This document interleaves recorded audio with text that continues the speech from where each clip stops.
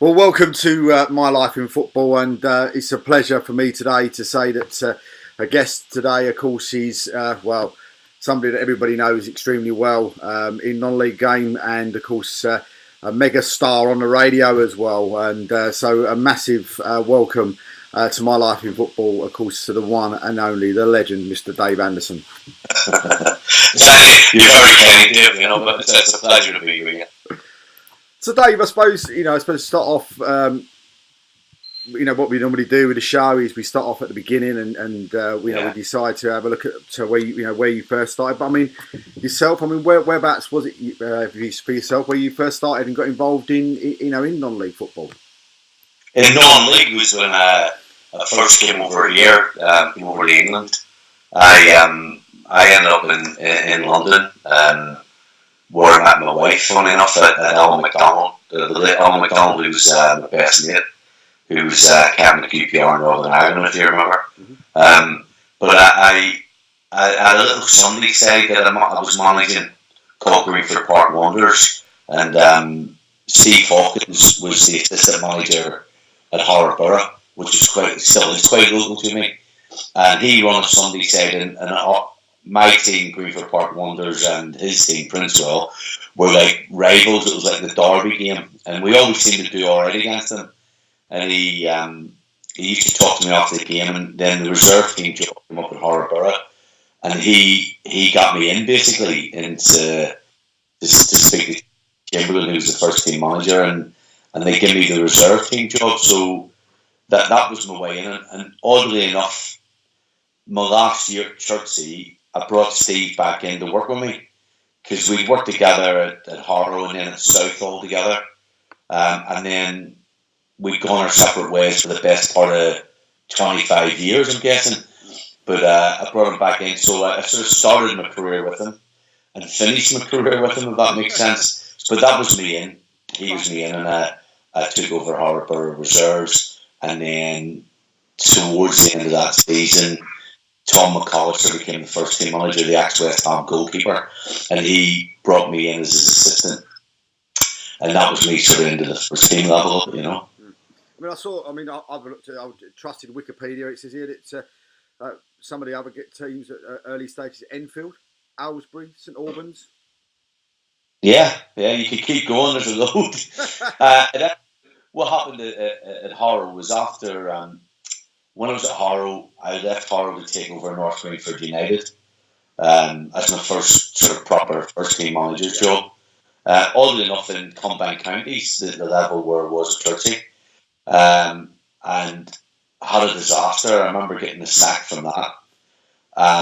And George Borg, who'd taken over at Harrow, and Steve Crompton was the goalkeeper who had been there when I was there, and he'd asked George if I could come in and do a couple of nights with him.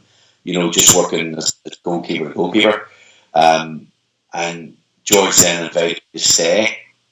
So I stayed with George. Then George got the Enfield job and asked me to go with him as his assistant, and that's how that sort of happened. And I only really went, George Borg was a very successful manager, but we didn't get on great, and we were different people.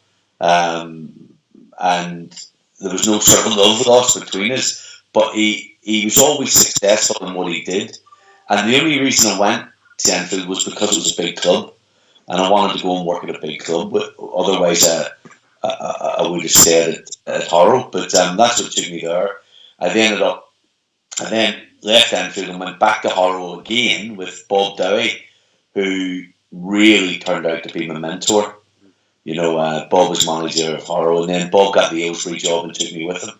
So that's what took me there. And I always remember I think we were something stupid like 8 points clear or 6 points clear with a game in hand with 10 games to go to win the Isthmian Premier, to take us into the conference in them days, because there was no conference north and south.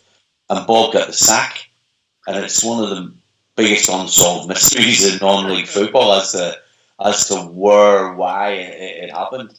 But yeah, so that's the sort of story into my time at those clubs, So I've got down. I mean, I've got here going into to Hendon in '99.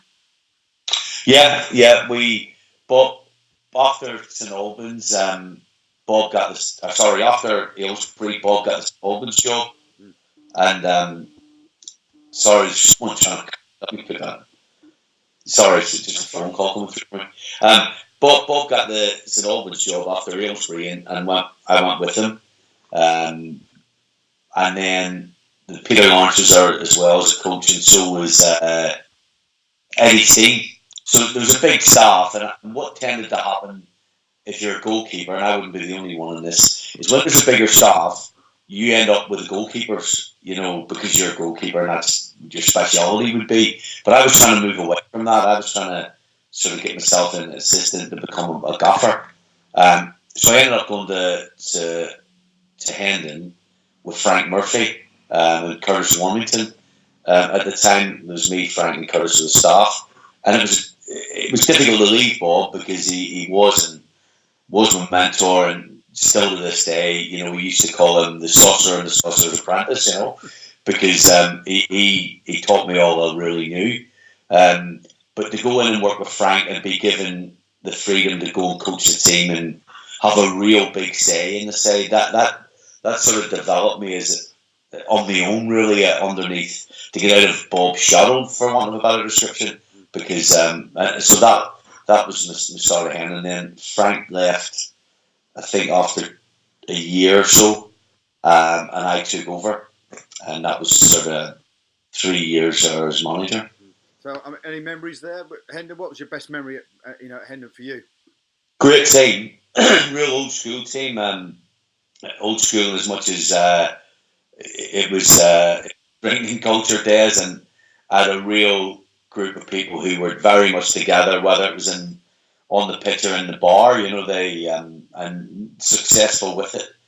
But I always remember we signed Rob Howarth, who lived in Hendon, on like about 2 miles from the ground, and we signed him from, I think it was Sutton, and his wife said to him on Thursday night when he got in from training, "So how come when you were at Sutton you used to get home at 10:30, and you're at Hendon, and if I look out the upstairs window I can see the floodlights, and you don't get home to midnight?" It was it was that stuff, but and it was very much, I was a younger manager in the dressing room, was still very much the manager, and a lot more volatile in those days. I think dressing rooms they were harder places. There was the culture of players has changed over my time as a manager, but in them days it was a proper old school dressing room.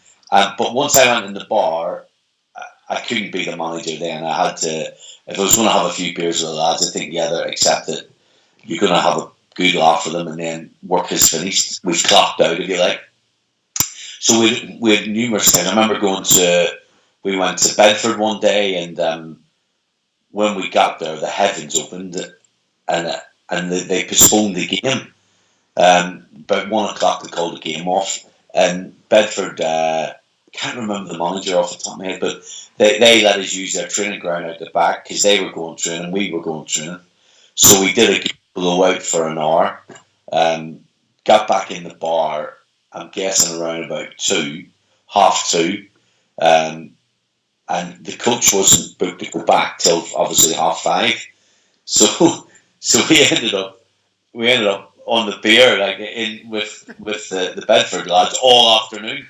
So that was it, and then get back to Hendon, and it was one of them nights you don't plan, and don't happen too often these days. And I don't think that's wrong. I'm just saying it's a different generation. But I remember people coming over from Belfast, my mates, coming back in the bus with a massive sing song, and so real good. I've got lots of good memories. On the pitch, we finished. I think it's Hendon's highest finish in 30, 40 years. We finished third. I'm thinking off the top of my head, before Conference North and South came in, which was a big achievement. We won the Middlesex County Cup 3 years in a spin. So we did well on the pitch as well. I remember we've maybe something like, I'm guessing these finished 8th, and then maybe 6th, and then 3rd or 4th, I think.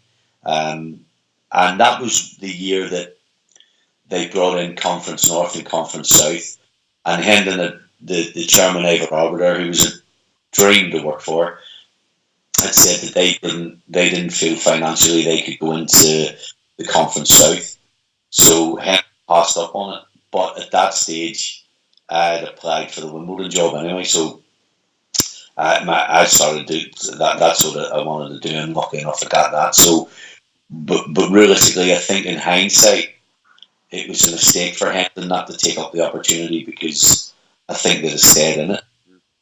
So, I mean, you said you applied for the Wimbledon job. I mean, that's a massive job to actually get hold of, I suppose, even at that stage. And I know, a couple of times when they were coming down to play Waltham Abbey, just down the road to me, it was a really, really big thing that they were going to come down and play in the league and playing against Waltham Abbey, or a cup game, or whatever it might have been. But for you though, applying for that and actually getting it, you must have felt over the moon when you got that one. Yeah, it was a strange thing, because I'd heard about it, but I'd heard about it, and I spoke to John Morris, who's no longer with us. John was my reserve team manager at Hendon, and he knew the level better, the combined counties and that sort of level better. I think they'd just gone into Division 1, and I said, "Well, tell you what we'll do. We'll go and watch a game, And I always remember going on a Wednesday night, and they were playing the team that was like in the top 3. Wimbledon were top. Wednesday night fixture, quarter to 8 kickoff, and they had to put the kickoff back to get the crowd in. There was like over 3,000 at the game, and I just said to John, "We've got to try and get this. This is." I couldn't believe what I was watching. A combined counties game with like 3,500 people at it. So I then did my homework on it, applied. I remember having an initial meeting. I think I might have had 3 interviews, and the third one was like 2 hours. And I think at that stage, I found out that it had boiled down to myself and John. He's no longer with us as well. It was John Rains, who was the manager of Sutton. I think it boiled down to me and Rainsy, and I got it.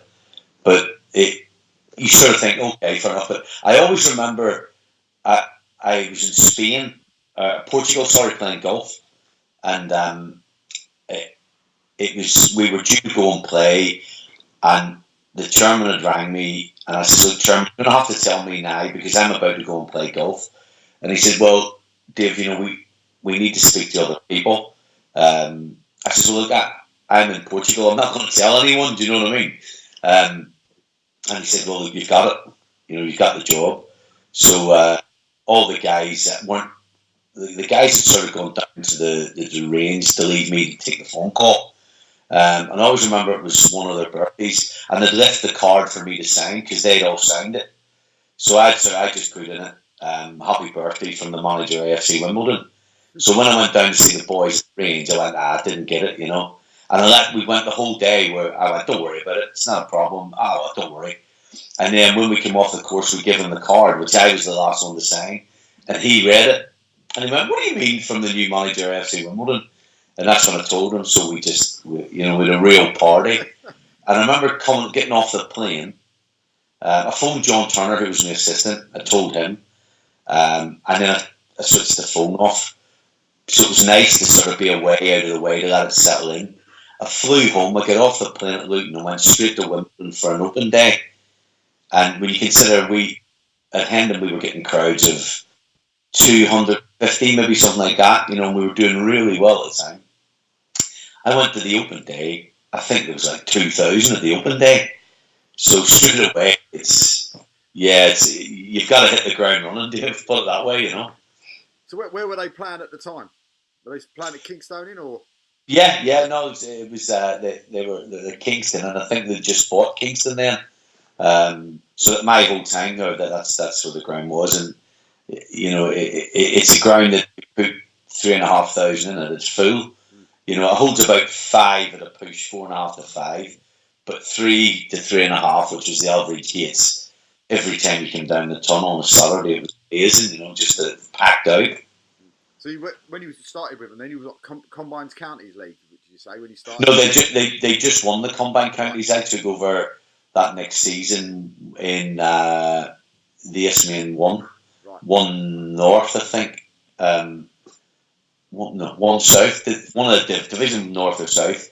And we won it. That was part of the deal. Was I had to get promotion out of Division 1 in the first year, which I did. And then I had to get out of the Premier in 2 years, and we get beaten 2 playoffs. And that was me. That was my 3 years up, But I always remember someone told me the stat. I think in 3 years I lost some like it's.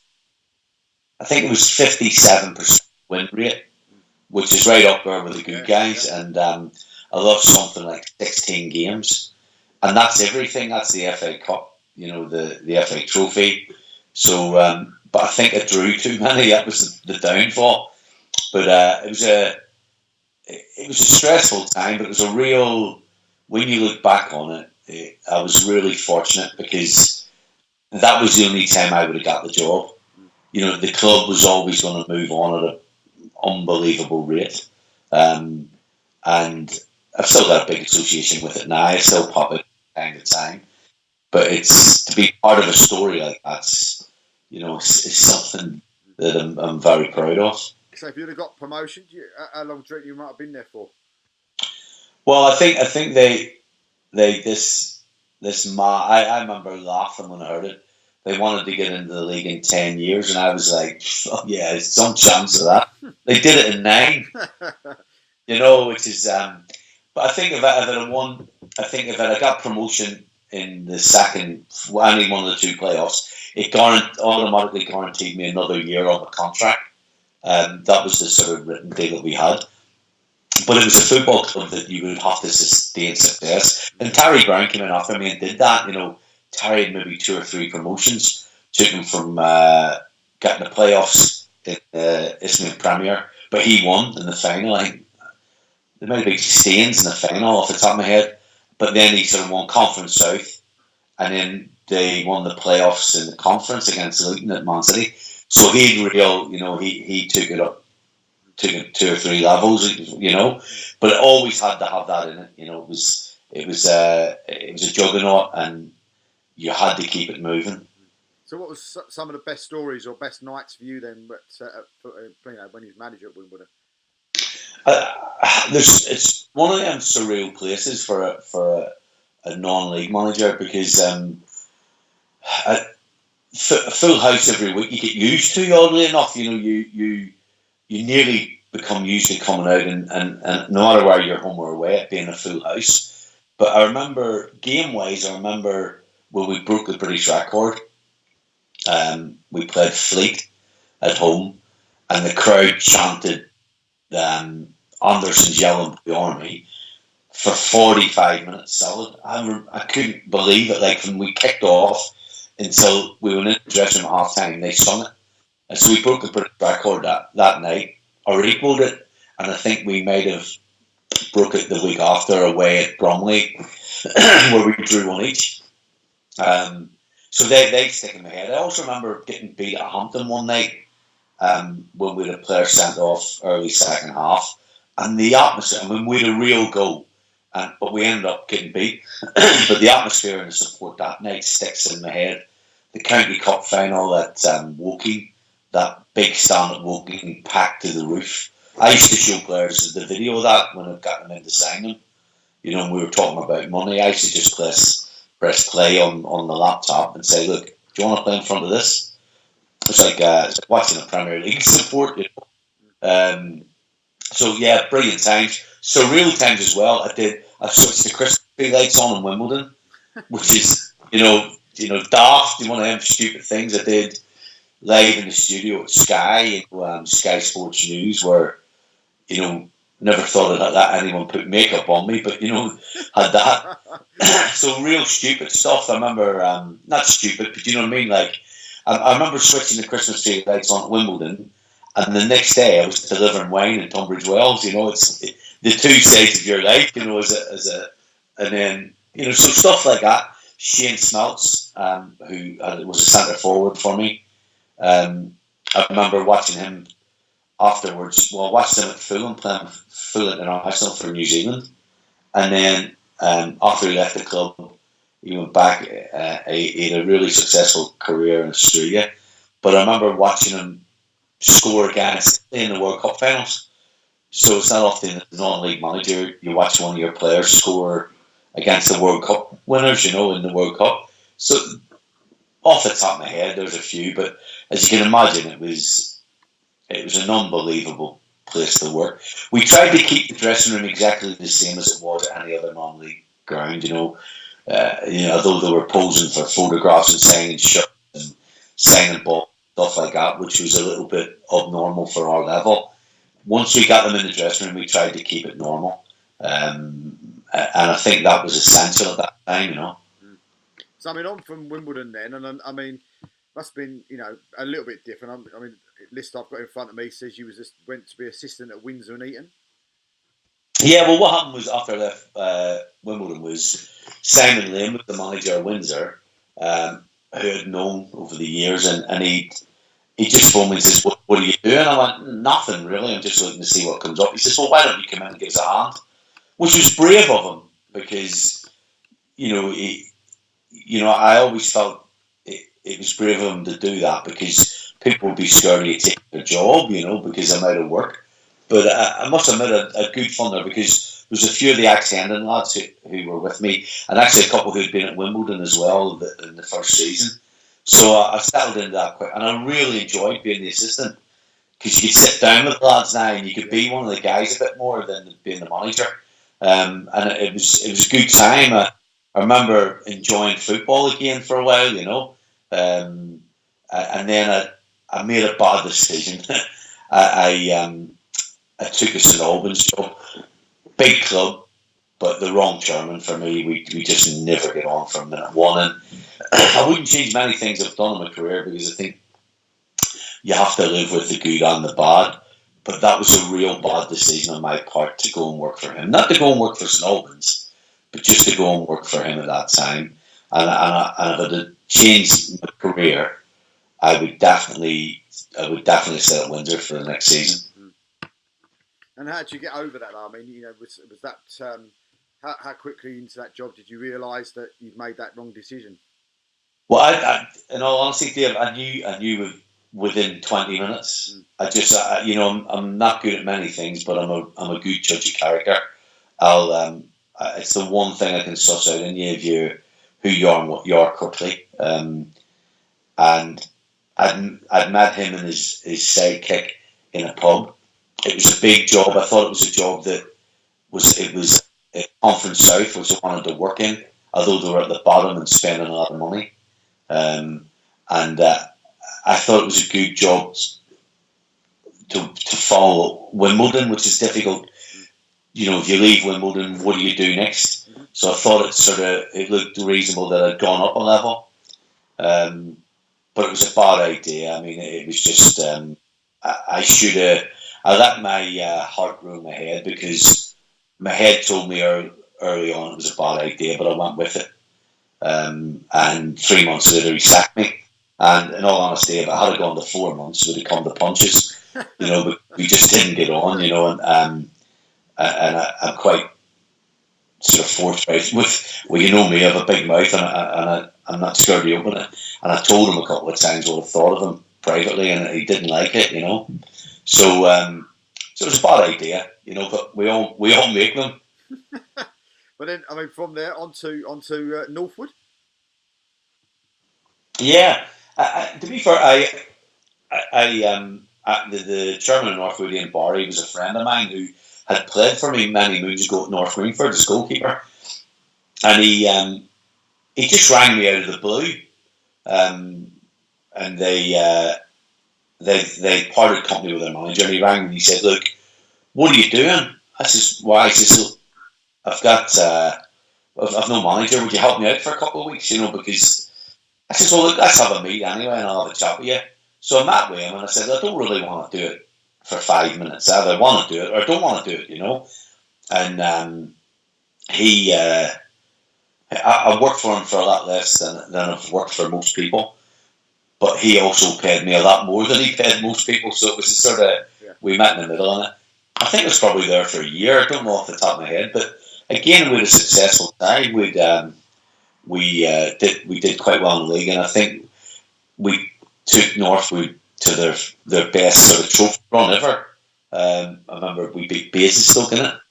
I remember going to Concord Rangers and beating Donny Cowley and Nicky Cowley, who are still friends of mine till today. But I remember going there and playing down there and beating them, and getting to know them through an argument.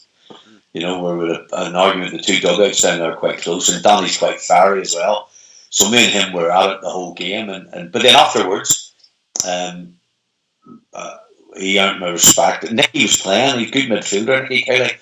But they came over and bought me a drink, and we sat down, me and my sister, and to this day we're friends, you know. So I've good memories in Northwood, and in the end, you know, the club were struggling, finances as much as anything, and I said to him, look, the biggest way to cut your expenses is I'll go. You know, that would save you some money, and that's what it did. You know, I left, but on absolute good terms, and it was basically that's what it was.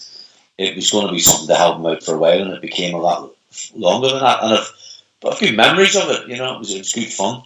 So, I mean, you say you had sort of, should we say, fun times with the Cowleys. I mean, are you surprised at where they've gone?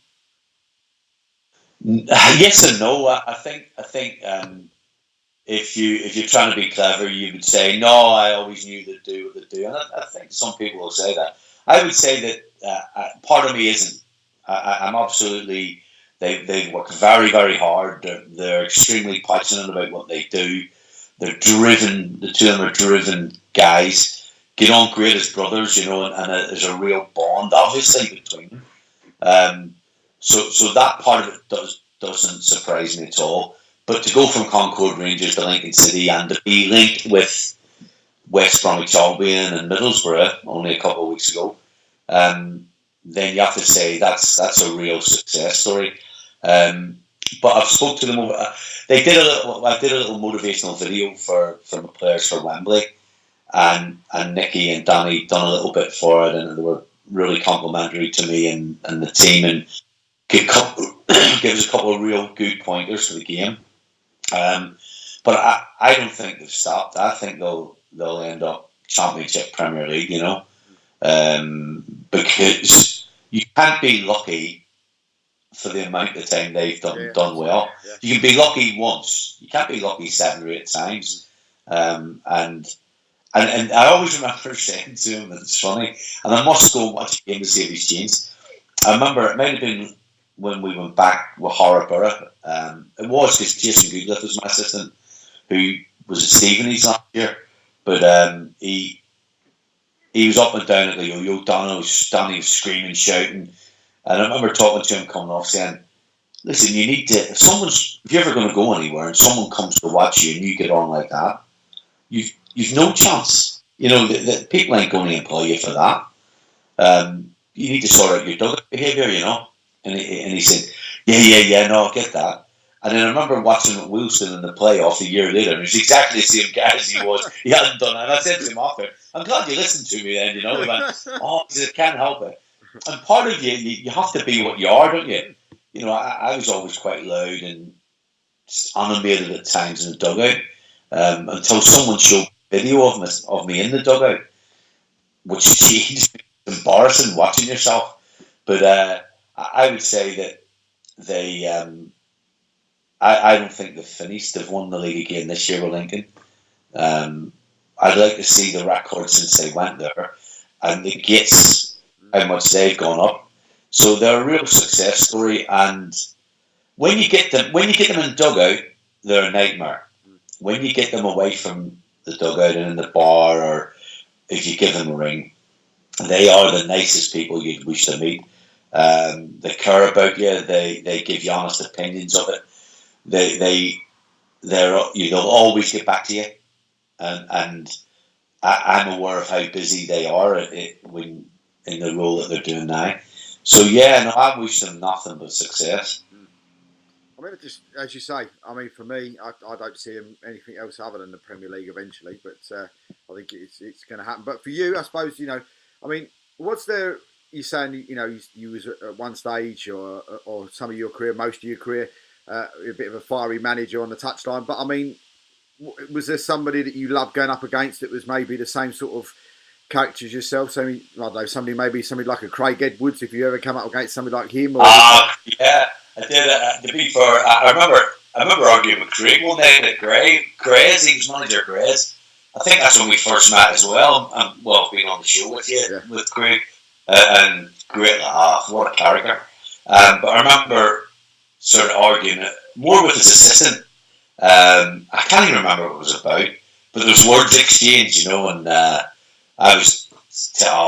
remember saying, "Oh yeah, I'm really scared, you South London guys, me coming from Belfast and petrified of you, and he was giving it the big, don't be thinking you're too big man, and it was one of them. But as soon as the final whistle went, he came over and shook hands, and we went and had a beer, and from that day to this, listen, we've had arguments in the dugouts, disagreements during the game, and his sides are similar to my sides. That he always has teams that are hard to play against. They work ever so hard for him.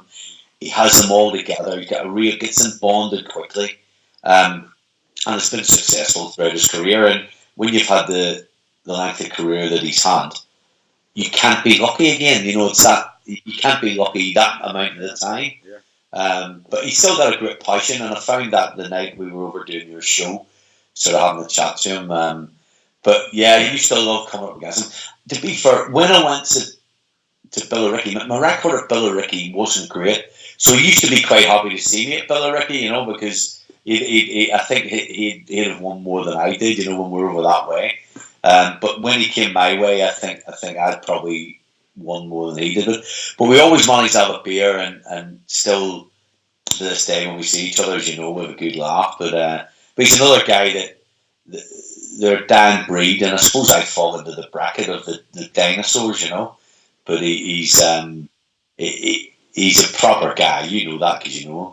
I mean, the funny thing about it is with Craig, I suppose, I always describe him as somebody that you wouldn't want to see in a light alley, let alone a dark alley.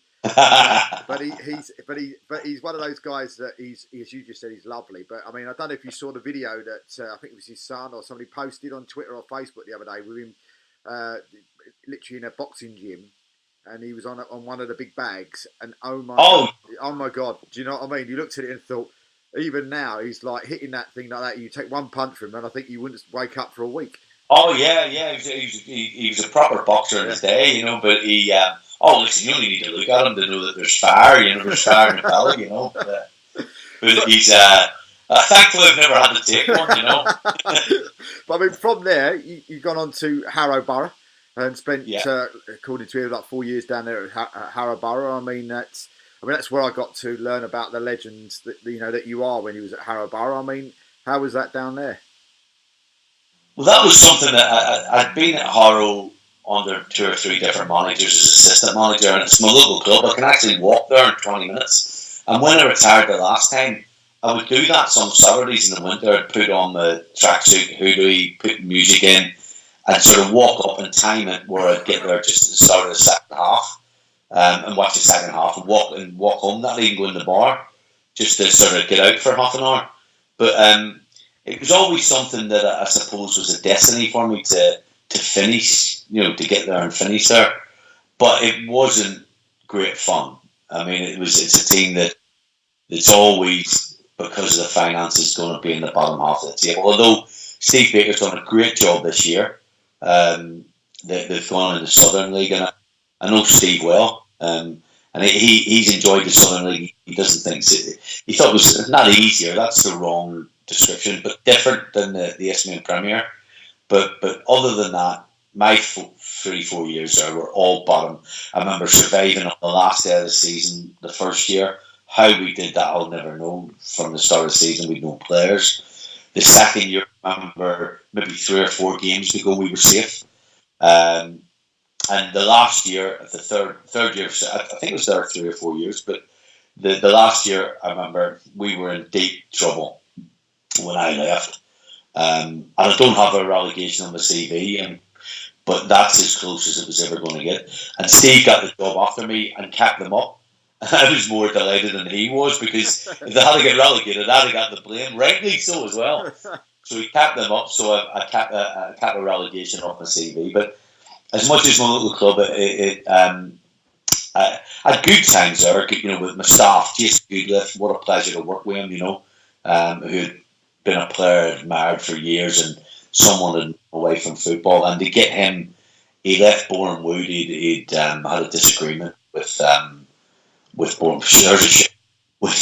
the people of Boreham Wood, and he agreed to come to Harrogate, and that was brilliant. That was brilliant to work for him. And then as soon as Graham Wesley got the Stevenage job, at that time, I actually said to him, "He'll be on the phone for you." He went, "No, he won't," and he was, and he went from Harrogate to the Football League, and we're still good mates now. So I enjoyed that. I enjoyed working with him. Darren Wilkinson, who was the second member of staff, is an absolute diamond. He's just a great lad. Great pedigree as a footballer. Played for Brighton. Actually played for Brighton against Man United when Beckham made his debut. That's his little sort of claim to fame. Loves his stuff, and he's just a nice guy. And it's still there now, because Steve Baker played with him at Hayes, so kept him on, and he deserves to be involved. So that part of it was good fun. On the playing side, I had Nicky Pope on loan, who is now Burnley in England. So that I remember that being good. I had James Shea, who I signed, who's just been released by Arsenal, and I sold him to Wimbledon. And that was good fun. And I did some good players go through. Oddly enough, Quincy Rowe and Michael Peacock, who both played as my two centre-halves at Wembley, actually were my two centre-halves at Harrow at one stage. So there is good memories in and around there. But my overall memory is it didn't happen. And I've got to take a bit of responsibility for that. I'm not blaming anyone else. So, and what I found out, Dave, was it's much easier to be at the top of the league than the bottom. People think the top of the league carries pressure. Believe me, the bottom of the league carries much more stress, pressure. The places, when you're at the top of the league, you lose 1 in 10. When you're at the bottom of the league, you win 1 in 10. So there's always a cloud hanging over the place. And I didn't like it, and I don't think it was me. My standards, I'd get angry quicker, because when you have lesser players, they make mistakes you don't expect them to make, and I'm not good with that, And so I'm definitely a manager that although one of the Church kept them up, and then we went on from that. But at Harrow, I just couldn't get away from the bottom of the division. So I mean, from there, I mean, was that the first time you retired at the end of from Harrogate? I mean, was that more to concentrate? Was it a case of you just got tired of non-league, or was it was it that sort of time that you was with Caroline and started in the non-league show? I mean, how did that come about? No, I've been doing the show for about 10 years. It happened. I used to sort of do interviews on the phone when I was at Wimbledon. They would always give me a ring, a bit like this. And then when I left St Albans, remember when I left St Albans, she asked me to come into the studio to tell my side of the story. So I went to the studio, and we just hit it off straight away with a real chemistry. And she said after the show, "Come in when you want." I said, "Well, see you next week." And that was literally it. And then I did it every week. Well, not every week, but I've did it for, I'm guessing, 30 years now, something like that. So that coincided with the football. I just got to the end of the road with struggling and stress, and bringing that mood into my own home, and because you take it home no matter how hard you try not to. And I just financially I worked a little bit more on my own business to build it up, so that the football money was always part of my income. I'm fortunate enough that I've always been paid for it. So I got away from that. I built my business up a little bit, and still did the non-league show. But when I left Harrow, I thought that'll do me, So what's Caroline like to work with? She does everything and you do nothing, and she she presents the show. She's producing it. She's doing the phone calls. She's poking you with questions they ask, and all you do is turn up and say a few words every now and again. But we've been around her. Proper pro. We're talking about levels. She's Premier League. She's proper Premier League when it comes to radio, and is now sort of getting the success that she more than deserves. And well, I haven't seen her for a while. I spoke to her. It might have been the week before Wembley, and she'd been ill. She'd had like an ear infection and had been off work a little bit. But he's top drawer and just good fun to be around. Makes it look so easy. Like everybody that's good at their job seems to make it look easy, and me and you do this stuff, and it's not easy. But she makes it look easy. Yeah. So I mean, also, and I suppose you've worked with my co-host as well on the occasion as well, Mr. McMahon. I mean, what was he like to work with? Yeah, I like Keith because he's. You have to have people who aren't scared to voice their opinions, and he falls into that bracket. Believe me, he's not scared to voice it, and so we've that in common. I like his passion for the game. When I first met him, he was quite a young manager, so I've watched him mature, and get better at his job. But Keith would pay you to do it. I think the difference between me and Keith is he would pay you to do it. He just wants to do it. I don't. I always wanted to be paid to do it, But in and around the radio stuff, he's essential. But you can't have someone that says this. You have to have someone that says, "What are you talking about? That's nonsense." And he's got that in his locker, and he can't help himself. And that's good. That's good fun, then. And it's say, I've been, as you know, I've been working with him for about 3 or 4 years now, and he's just fantastic. There's some people, sort of like, on committees and stuff like that sort of like, oh, hang on a minute, what's this? But this is non-league football, and he's telling you exactly what it's like, and refereeing wise, he's telling you how he can improve it rather than having to go at them all the time. But he's an all-round, top guy, and without him, we probably might even have a show. So, with that. But I mean, yourself then with that. I mean, what made you go back into non-league football? Did you miss it, and then back into church? I didn't. I sort of didn't miss it. I think that the story was that Stuart Cauchie was Terry Brown's assistant. I've known Cauchie a long time, on Terry, and Cauchie worked with Dave Rayner. Dave Rayner is a big association with Churchie over the years, and he just sold the bit and wanted to invest in Churchie. And I think he went to Cauchie and says, "Look, do you want to be manager?" Now Stuart's busy. His son plays at Notts Forest now, Matt Cauchie, and his other son, although he's injured, was at Leatherhead and Hayes, who I had on loan actually. So I think Cauchie wanted to go and watch his boys play football. Had enough of the trials and tribulations of management, and said, "No, Dave, I'm not interested. But here's Dave Anderson's number." And I'd known Dave from years and years ago. So he rang me up and I said, "Look, I'm fine, Dave. He said, "Look, come and meet me. Come and have a cup of tea with me." Something must have, because he's such an enthusiastic man that when you get around him, he rubs off on you. And I sort of, when I look back, I was in trouble once I got in the car because he's never let me away without the right answer. But when I spoke, it was the one time, and I'd imagine you'll speak to most managers, it was the one time when I said to myself, if every box isn't ticked here, I'm not taking it. So we went with a cup of tea, we went through what needed to be done. Like the ground was a disgrace, the dressing rooms should have been condemned. It was just a mess, the place was a mess. And he agreed to get the pitch done, the ground done, the dressing rooms done.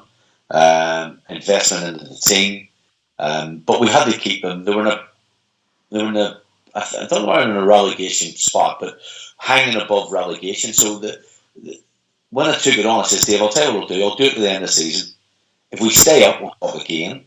But if we get relegated, I'm out of it. I'm definitely not going down another level because I hadn't been in Combined Counties since my time at North Greenford." So I remember coming home and my wife started looking at me going, "What are you doing? What's happening?" But I got Steve Hawkins involved, as I said earlier on, and we when we got there, a lot of the players left with the previous manager. They didn't think he should have been sacked, which I was annoyed about at the time because they never gave me a chance to speak to them or to tell them what I was about and how I felt it would be better. But when I look back, it was absolutely the best thing that happened. They did me a massive favour by leaving because if they stay, I have to give them a chance. And you're not at the bottom of the league for no reason. So they done me a favour. Them leaving meant I had to do something quickly. And in the end, we finished comfortable. We were just below mid-table. And then, again, we went in the summer and re-signed and put together a proper squad. And the only one that's seen it all was John Pomeroy, who's a legend of the club and was brilliant all the way through it, John, you know. Excuse me. So it was just one. It just seemed to happen. It just seemed to be set in the stars. And I have to say that I did this. I was a different manager this time. I was quieter. I left the lads. I didn't speak too long in the dressing room. I gave them their own time. I didn't take many sessions. I took some pattern of play stuff in the set pieces, but I let Kevin McLaren and Mickey Bennett do the sessions, and me and Hawks used to have our master plan how we would do and what we would do and how we would do it whilst having a cup of tea, watching the guys train. So, and I think the other thing I did was I was always a guy who wanted people to be on the pitch for 90 minutes and see them for minutes. Fleur players don't do that. Fleur players turn up for 10 minutes and win a game, and I would have very few Fleur players on the side. My sides would be effective, but not brilliant to watch. This team was different. This team had 4 or 5 Fleur players who would turn a game with sixpence, but you wouldn't see them for 8 minutes. You know,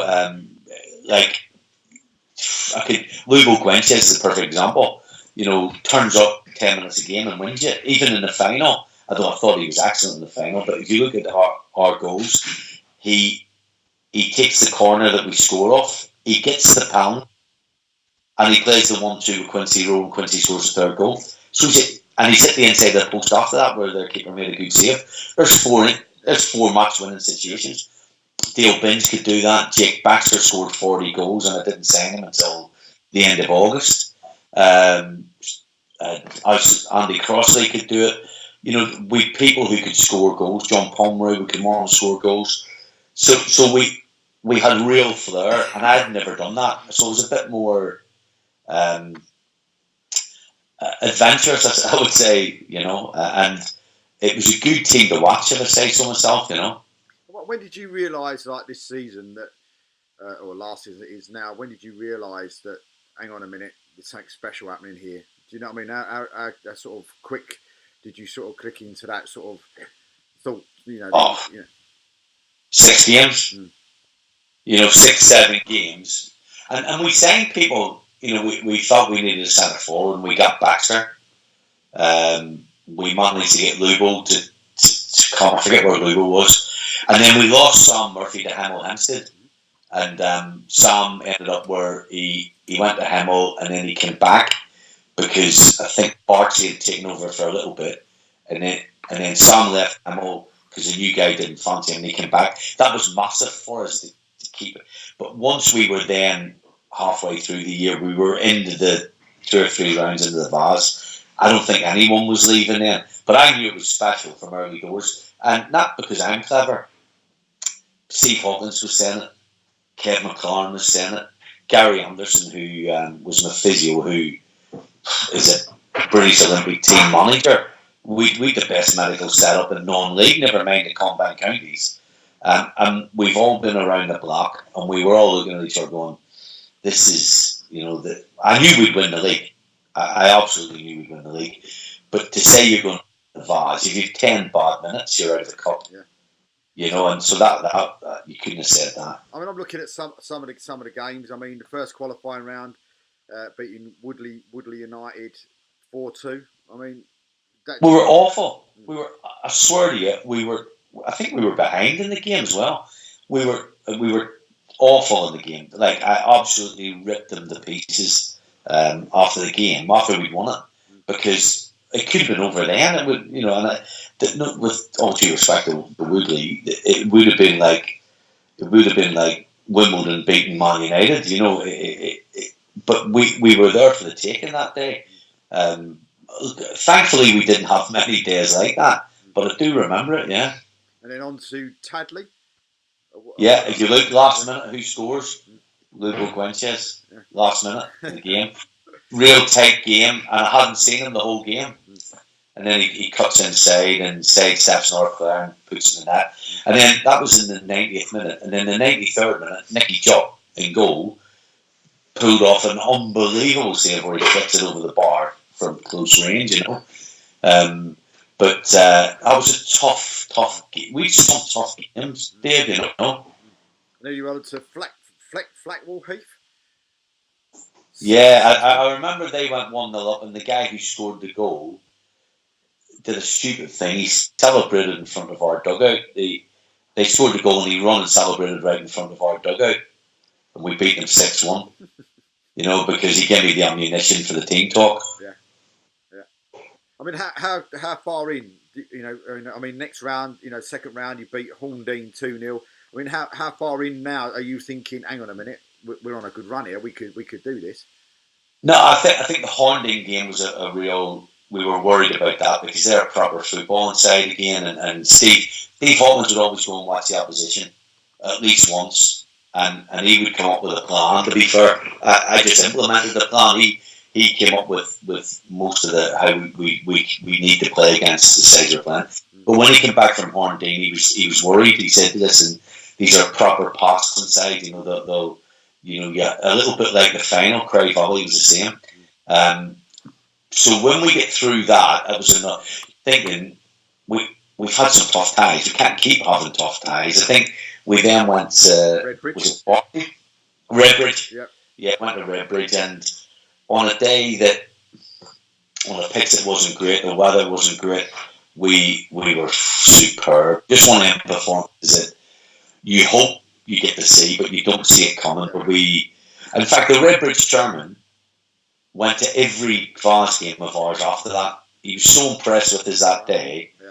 When we played in the Vase, he came to every round after that. So that shows you how good you were that day, Then it was AFC Ulster. That's how we say it. 5-0 again. Yes, yeah. That again, I remember that was comfortable. But if I remember right, we scored 2 right on half time. So we went from 1-0 to 3-0. It may have been the other side of half time, but I remember it being done quickly. And listen, once we get 2 or 3-0 up, I don't think, if you look at our record, we don't concede loads of goals. So that in the Redbridge game were as comfortable as the competition got. And you got, is it Arlen or Elam? 2-0 away? Away in Manchester. Yeah, that was. We had a real tough ride because we went up north 3 times in a row from here on in. So we went early, but we travelled on the Friday by train. I spoke to people at Wimbledon and Luton, and because we were going to get the coach, and I went, "Don't get the coach, go by train. Much easier. It's 2 hours. The guys will enjoy it," which they did. We stayed in a proper hotel. We did everything by the book, and we fell into a routine that trip, where when we arrived, we checked in. We had our own private room to eat in, so we'd have spaghetti, stuff for the guys, spaghetti bolognese and yogurt, fruit, and then we had a quiz which Hawks would do, and they were unbelievable as quizzes, funny, good banter, all the lads, real competitive. So we do that, and then I said to them the first time, which I would never do. Certainly not with the old Endon lads. You'd have to have someone at each exit so to keep them in the hotel, Yeah. But these guys are different. I just says, look, you're men, you're not boys. If you go to bed late on a Friday night, go to bed late. If you go to bed early, go to bed early. I go to the bar on a Friday, that's where you'll find me. I'll be in the bar having a couple of beers. If you're coming into the bar, there won't be drinking. I don't mind if you have a soft drink. I have no issue with that. But then what we did with a couple of the guys who weren't going to make the bench, the code name was, I would phone them the day before and go, make sure you pack some beans. And that was code name for you're not in the squad, but you can have a couple of beers. So I wouldn't have anyone in club tracksuits drinking. So myself and the staff, we put on a pair of jeans and went to the bar and had a few beers. But anybody in club tracksuits were soft drinks, or not there at all, you know. So when they're 1-2-0, I remember again Lubo Guenches. The game's nothing. I think we're on top. Lubo spins in the box, puts in the top corner 1-0. Jake Baxter gets a penalty with 5 minutes to go and puts it in the top corner as if you would in training, you know. And I remember the journey back in the train was just on one of them nights, you know, quality. And we did. That was our first trip up north, and now we're set in stone how we're going to do this, you know. And then off to West Auckland again, another 2-0 win. Yeah, you know, West Auckland, one of the favourites. I think they were favourites until we beat them. They'd won it in the past. That again, with Darlington, we said we went Friday to Darlington, same routine, train up, private room, spaghetti, quiz. The lads went to bed. We went to the bar. Saturday, I got in a little habit of when at Ireland when we did pre-match. I gave a little sort of, I called it a Land of Hope and Glory speech, you know, just to get them motivated. So I did that. We did everything the same. And I think I've never known a crowd in the Northeast to be so quiet, because I think they were genuinely shocked at how good we were. They were bigger, stronger, and we were 2-0 up at half time, and they proper came out of the second half with a kitchen sink. And we found out another thing about us. We found out we could defend that. You know, our back four and goalkeeper were exceptional in the second half. And again, we broke away and maybe should have scored a couple on the break. But I remember the crowd being quack. Because the Northeast are usually, you know, it's good atmosphere, but they were stunned. And again, the journey back was unbelievable on the train. I remember it being just one of them nights on the train back, you know. And then on to the semi-final. I mean, you know, 1-1 draw at Northwich, and then 0-0 at your place, and then, you know, extra time, and then the dreaded penalties. I mean, how were the nerves on that day? Well, just to go back to the first day, again, we went up, and the good thing was that when we played Ireland was half an hour from the hotel we stayed in, and Northwich was half an hour from the same hotel. So we actually stayed in the same hotel. So again, the routine was set in stone. But that all went like a dream, the same thing. Went 1-0 up, terrible day, blowy day, and they equalised. And in the end, we settled for one each. But everyone was saying to me, oh, that's a good result. But I knew that they were a good side, Northwich, you know. And I remember in the last minute, it might have been normal time, or was it extra time? It might have been extra time in the last sort of minute. They get in 1-on-1, and Juppy makes a brilliant save. Otherwise, we're out, you know. Penalties, we practiced them on the Wednesday, and again, we practiced them the day before Wembley. We actually got everyone to hit 4 penalties of 3 goalkeepers. So we rotated the keepers, 2 goals operating. And it just says that you do what you want to do with it. My 5 penalty takers, usually in a situation like that, you might be comfortable with 2 or 3 at the most, and the other 2 you're winging it because, you know, it's not a natural to have 5 penalty takers. I was really confident with all 5. I felt that they were all capable of scoring, and I knew Juppy would save one.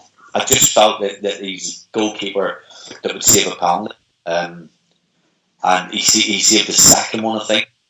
But when it went to Sam Murphy last penalty, I know it's stupid to say, that was the most confident I felt all day, because I just knew that the keeper's going to have to make a big save, because he's an experienced player. He plays for England in futsal. He's got great feet, great ability, and great confidence in what he's doing. So I remember just saying to, it might have been Kev McLaren was sitting beside me, or John Pomeroy, and I went, what happened? Because I lost track of what was going on. And he says, Kev said, scored a win. I remember that stuck in my head. He says, Gaffer scored a win. And he scored, you know, and then with a good night that night in the local pub and the coaching horses, that was like, wow. Them just, you can't buy memories like that. The sing song, all the fans in there with it. And then you sort of waking up on the Sunday thinking you're going to Wembley, which is a surreal thing. So I mean, that big day. I mean, I was there myself watching the game, and and I think the best side won on the day, definitely. But I mean, how was you feeling when the trip there and getting there, and then also of course going 1-0 down in the game as well? Yeah, well, I mean, what we decided to do, we trained at Chelsea the previous week. The Chelsea let us train on the training ground. Usually a big pitch, flat, a perfect pitch. So that helped. That was good. That was a good experience. Then on the Tuesday we trained normally. Thursday we went to Wembley and they let us in. So again, I spoke to Wimbledon and they had played in the playoff, and I said, take the guys there before you play, so it's not a big shock to them. So Wembley allow you to go in, go on the pitch, see the dressing rooms. So when you arrive for the game, you know where you're going, and I think that was big. On the Saturday, the day before, we met at Brentford's training ground. We did an hour's training, just messing around, 5-a-sides, but we practiced penalties. That was the big thing that we did. And it was just to get some nervous energy out of the guys. We came back, we booked into the hotel, we watched the FA Cup final together. Again, Wembley, you're going there tomorrow. And then we went into a routine. Spaghetti in a private room, quiz. So we're back in routine, which is, I think, a real beneficial to us. We were up a little bit early for the pre-match because it was a 12:15 kickoff. I did the Land of Hope and Glory again, a different little speech. Off we went to Wembley. So we tried to get them in a routine that they were used to, Got to Wembley. I was quite happy with their mood. I thought they were, you can suss, obviously, I was nervous, but the mood in the dressing room was good. It was just where you wanted to be. It wasn't quiet. It wasn't too noisy. It was just, their warm-up. We did a pre-warm-up. There's a warm-up room at Wembley. And we were in the game mode. I think there was a couple of big turning points in the game.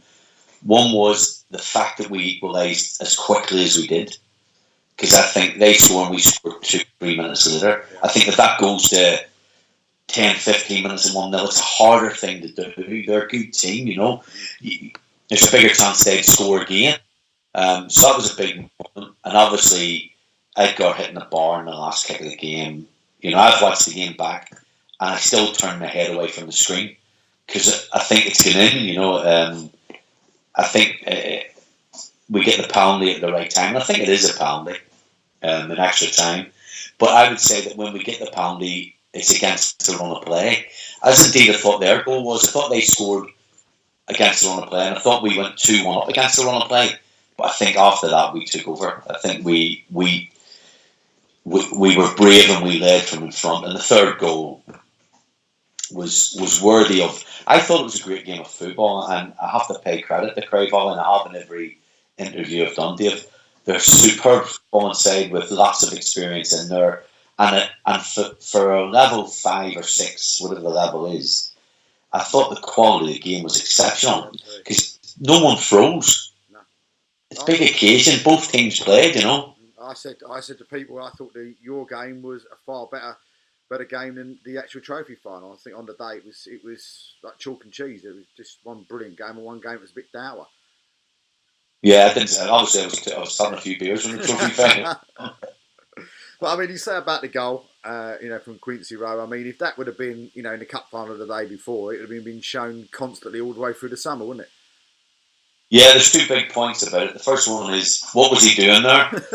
What was he doing there? It's 5 minutes to go, and then he's, Well, I must admit, when I saw that, I thought he was a midfield player until I looked on my list and thought, hang on a minute, centre half. But I mean, as well. When we got the balls to the final, the FA sent 20 balls because the balls are different than the league balls, and we found that the balls were lighter.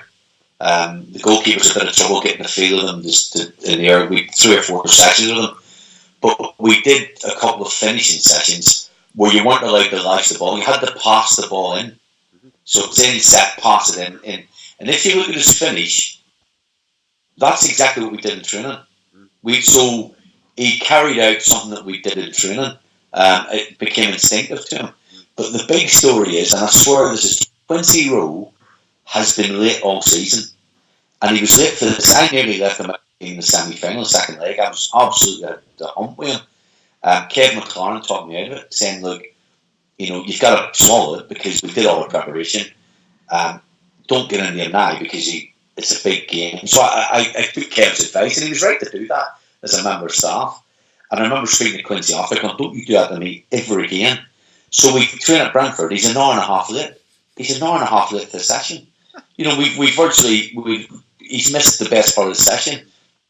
And he'd phoned up to say he was being late, and I more or less told him to piss off, hung up. And when he got there, but I'd gone into the toilet in the dressing rooms, and he's rushed in. I'm in the toilet, he doesn't know I'm in the toilet, and he's rushed in. I can hear him frantically trying to get his kid on. The house is locked. I've just walked out, shut the door, and absolutely ripped him to pieces, but like properly ripped him to pieces. And then it turns out that later on, because I was all for leaving him out, only, again, the staff go, you can't, your preparation's done. I said, well, I'm fining him a load of money, I'm doing something to him. But then later in the evening in the hotel, Kev came and he says, look, Quincy's been to see his grandfather's ill, and he'd gone to see him with the family, and he'd get caught up. I said, well, why didn't he just tell me that? If he told me that, I'd have said, don't come training, because we're only messing around. We're going to take penalties, and, are you going to take a penalty? Maybe in sudden death. So I pulled him and went, why didn't you tell me, So he was within an inch of not playing. So that was the football gods telling me I made the right decision, to be honest. But what a finish. What an unbelievable goal. Yeah, absolutely fantastic finish. But I mean, so at any point, once that full-time whistle's gone, you've had that chat, as you said, when we first started with the chairman. I mean, yeah. Was there anything sitting in there thinking, hang on a minute, Isthmian next, if I'm right in saying it's the Bostik South Central for Chertsey next year. I mean, was there any thought in your mind thinking, do you know what, I'd like to have a go at that? Not straight away. I did I remember there being a day or two, a couple of days after the game, because I looked at the division, and it's actually more local to me than the combined. I live in Norfolk, sort of Harrow, and if you look at the games, there's a lot of games within sort of 20 minutes of my house, but it was only for a day, and because it's continuous, you never get to stop and stop still. So I did for a day, because you sort of think, listen, if Kev keeps this side together, he's going to be a great manager, Kevin McLaren, don't worry about that. He's got the staff together, he keeps this side together, maybe adds, changes one or two, which you have to do. I expect him to be up there next year, so I can see success in it. Maybe that was my ego thinking that I want to be part of that, but it was only for a very short period of time, and then I thought, nah, I'd be a fool, wouldn't I? I've won it. I've gone back for a year and a half. It's been unbelievable. I'm not in love with it. I'm really not. The managerial side of it, I'm not. And to someone to give you the chance to play your last game and win at Wembley. The only thing I said to the press was, if I come back into football, someone's going to have to make me wealthy. It's going to have to be an awful lot of money. And so I would never say never. And I've never really worked for money, although it's been part of what we do. But if I'm coming back, believe me, I ain't driving a Ford Focus around, and I'm quite happy to drive the Ford Focus, because I'm quite happy to walk away. I'll still do the radio stuff, but I'm quite happy. How lucky am I to be able to do what I've done? So you're waiting for Danny Cowley to get a Premier job, say Chelsea or somewhere, and he gives you a shout to come down and be a coach. Nah, be the coach driver, but that's all. I suppose. I mean, are you happy? Do you think? I mean, was you over the moon to see Kevin get the job after yourself? Absolutely, we spoke about it. I mean, when I brought him on board, to be fair, he wanted to get into the staff side of it, which is the only reason I got him. He dropped sort of 2 divisions. He was captain in Kingston. He's a player I always wanted in the dressing room. But I never really chased it. He knew that if he was never happy handing that I would be all over it. But I would never chase it too far, because I'm big friends with Gary McCann, Gary Clidd for me, and we're been big mates since. So I wouldn't do that to Gary. And to be fair, Kevin's a loyal man as well, and it would have been the wrong thing to do. But I always wanted him in the dressing room, and to be fair, I wasn't let down. He's a proper leader of men. I see so much of him in the fire he's got, in how he's driven, the things he sees, and if he's got a little bit of luck like I had, he could go much further. He has to control his beast. He's got a beast in there, and it can come out every now and again. But with age, that you start to understand when to sort of put a lid on it. But we spoke early on, and to be fair, Kev had said to me, I told Kev I was leaving at the end of the year. Before I told the players, I told Kev and the staff and the directors, Dave Rayner and Barney. They were all aware. I didn't tell the players. I didn't think it was relevant, or they needed to know. It was no big issue. But Kev was sort of saying, just do another year. He wanted another year, sort of as an assistant. But I think, Kev, you don't need it. I've been around long enough to know that he's ready. He didn't need another year under my wing, if you want, and he's got Steve Hawkins, who's agreed to stay on, which I think is massive because of his experience. But Kev will do it. Listen, I'm looking forward to going and watching him. But mark my words, he could beat Danny Cowley, Kev McLaren. He could proper go all the way if he wants to. He'll find out in the next year or two if it's for him. And he'll need a bit of luck, because we all need luck. Yeah, absolutely. But he has got the potential to go all the way. So, and we knew it was happening, and it was absolutely the right thing for Churchy Town for it to happen as well. I suppose one last question before I let you go, and I think it was probably one of the funniest things that we saw on the final day. And I mean, I bet you was well chuffed to see BT Sport, show you. Well, I'm assuming rushing off to the toilet halfway through the game. Yeah. Yes. The only thing there was I did that 7 or 8 times because my bladder isn't what it used to be. I drink a load of water on match days, and we had a few beers the night before in the hotel, so it was hungover. But I do that all the time. It's a nervous thing because when they took us to the dressing rooms originally, it's like a minute's walk. So the lads are saying, the staff are saying to me, you're going to miss half the game because they know what I like a minute out.